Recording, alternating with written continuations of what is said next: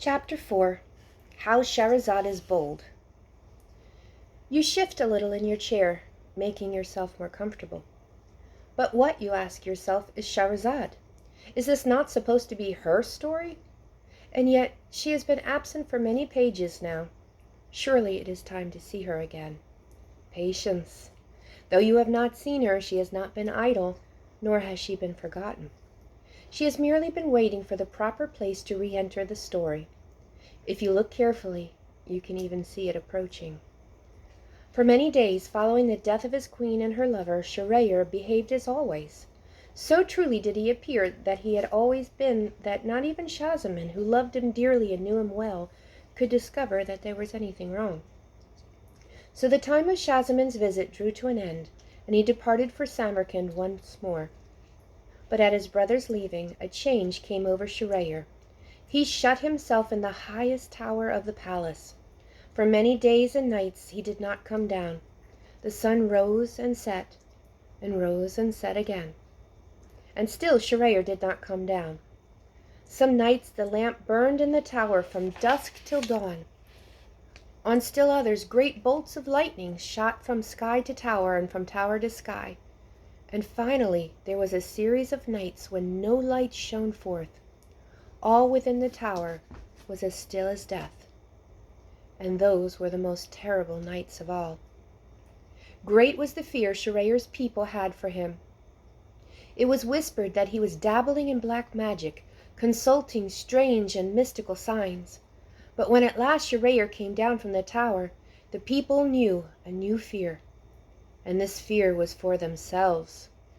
For the king was a stranger. Never had they looked upon his like before. The fact that outward form and body he still resembled Shahryar meant nothing, for his heart had altered so irretrievably that none could recognize it, and in this way it had been turned to stone. For all the days and nights he remained in the tower, Shahryar had grappled with his wife's final words.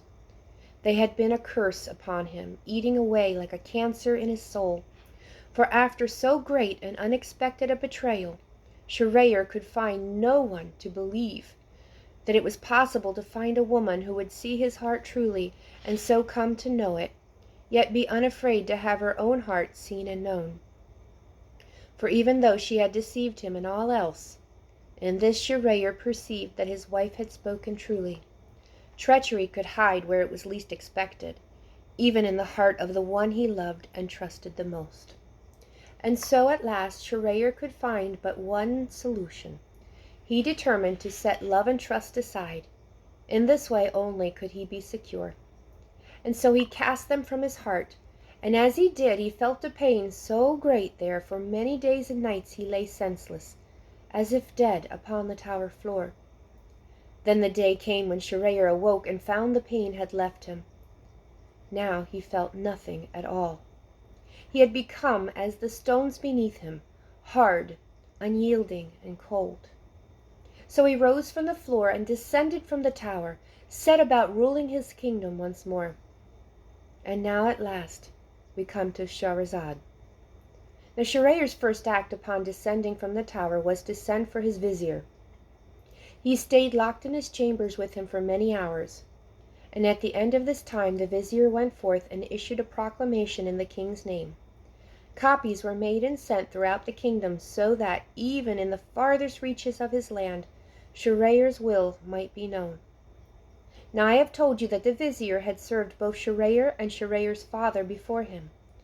The days of the vizier's youth were long over, yet never had he seemed old.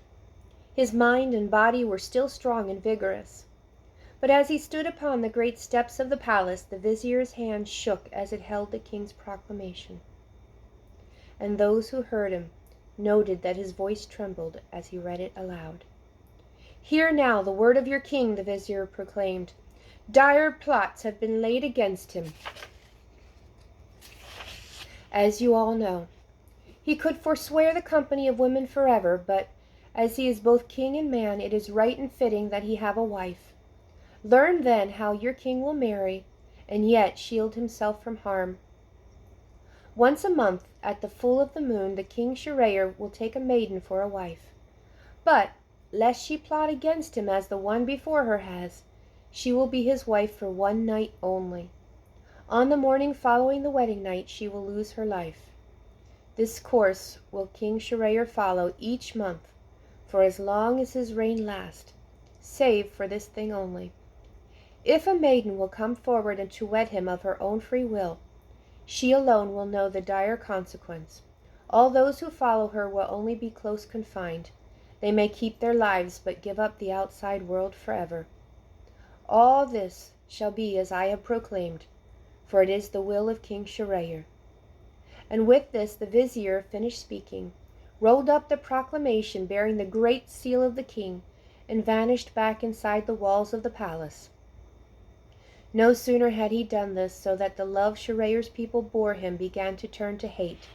For who among them would wish such a fate upon their daughters? How could they honor a king who exacted such a terrible price from his subjects? The span of time it had taken the vizier to proclaim Shirayer's will, that was how long it took for his people to turn against him, and his once well-ordered kingdom began to descend into chaos. And as the days to the full moon drew to a close, and no maiden came forward, despair spread throughout the land like a thick and choking fog. People retreated inside their homes and barred their doors, even to those they loved the most. The camels of the great trade caravans became so cranky that they refused to travel. Commerce and trade came to a halt, even in faraway Samarkand. Shahzaman sent an urgent message to his brother, urging him to bend his will to another course, and set aside what now he must truly acknowledge as madness. Shirayer climbed his tower, tore the message into 1,000 pieces, and scattered it like the leaves from the tower walls. Finally, the night before the full moon arrived.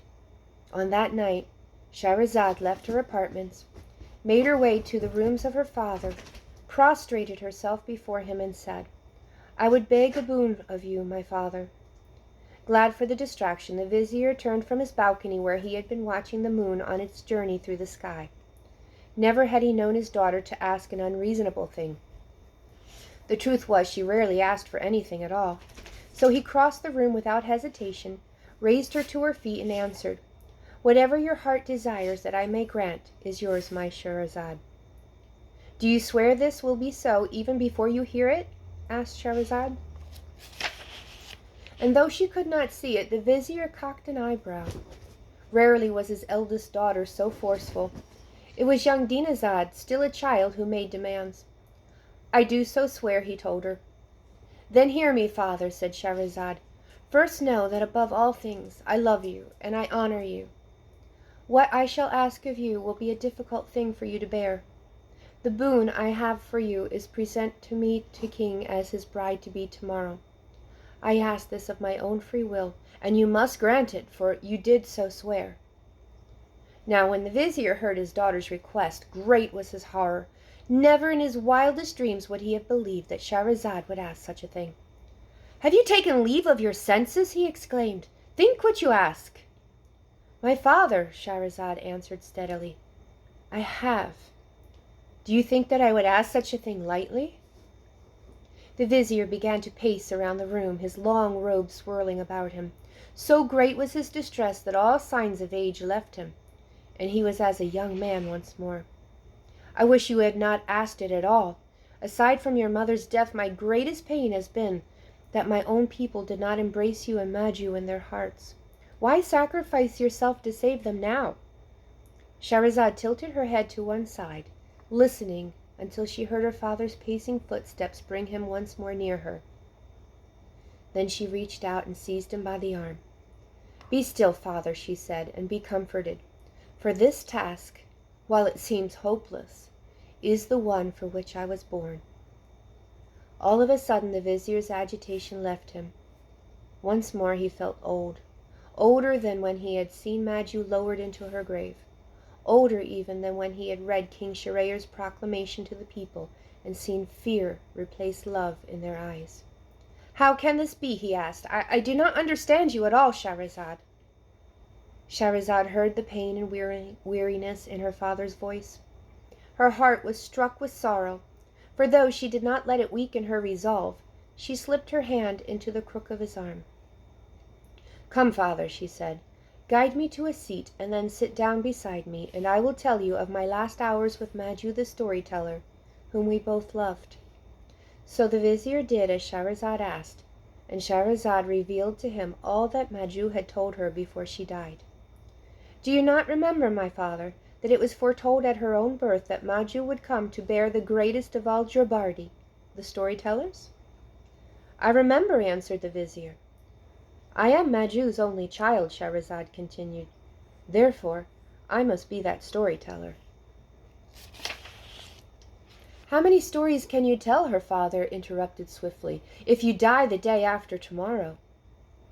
He thought his argument was good, but to his amazement Shahrazad simply smiled and said, "Come now, father, where is your faith in me?" "It is not a matter of faith in you, but in Sharayer," the vizier replied. "I have searched for that faith for many days now, but alas, I can find it no longer. I fear that it is gone." "Well, then it is fortunate that I look with different eyes than yours," said Shahrazad. "Though they are blind, my eyes see things no other eyes can, for that is the true skill of the Jabardi." "So your mother always told me," admitted the vizier. "But what will you hope to see when you turn your eyes on Sharayer?" "Well, that which must be seen, or all is lost." "His heart." At his daughter's words the vizier rose abruptly. "Since the queen's betrayal and his sojourn in the tower, Surayer's heart has been made of stuff that I can hardly bear to think upon." "Yet someone must," said Shahrazad, "for it is not merely Shurayer, but also his kingdom which is sick at heart. Who is to say that what will befall us if the king's heart goes unknown?" "But it is he who should know it, as all men must," protested the vizier. "Well, that is so," agreed Shahrazad. "But did not you tell me the queen, his betrayer, died claiming that he would know no peace until another should see his heart, and know it, and have her own heart seen and known?" "I did," answered her father, "for so Shahzaman told me." "Well, then think, father," urged Shahrazad, "what torment such words must have wrought in Shurayer's soul. Think what pain he must have endured to have cast from his heart the wise and just teachings of his father, whom he loved and honored above all. If Shurayer no longer knows himself, then another must come to know him and lead him back to the place where he belongs." "Perhaps," acknowledged the vizier reluctantly, "but I still don't see why that someone has to be you." "Because it is for this that I was born," said Shahrazad. "At my birth Maju told my fortune in the way of her people. By my skill as a storyteller the heart of a great nation will be lost or won. That is why my skill must be greater than all the Jabardi who had come before me, even that of Maju herself. For of whose heart does the prophecy speak, if not of Shurayer's?" The vizier resumed his pacing. The fact that his daughter's words made sense brought no comfort to him. That she had kept the knowledge of her fate to herself for so many years troubled him greatly. She was so young, yet she had borne the burden of her destiny for all those years alone. "No," he burst out, "I'm sorry, Shahrazad, but my heart cannot allow you to do this. What does it matter if I am forsworn? I am old, and it's plain I am of no use to Shurayer. Nothing I could say would sway him from his terrible course. I'll pack you and Dinazad up and we'll move far away. Others have done so. Why shouldn't I?" "Because you know it would be wrong. No one can out-travel destiny, father." "Maybe not," the vizier snorted, "but to save you from throwing away your life, I can certainly try." "So you will not grant me the boon I ask?" Shahrazad asked after a short silence. "No," her father said, his voice as full of certainty as he could make it. "I'm sorry, Shahrazad, but I will not." "Then perhaps you will grant me a different one," suggested Shahrazad. "Will you go to my rooms, to Maju's chest rest beneath my window, and open it and bring me the length of cloth that you find?"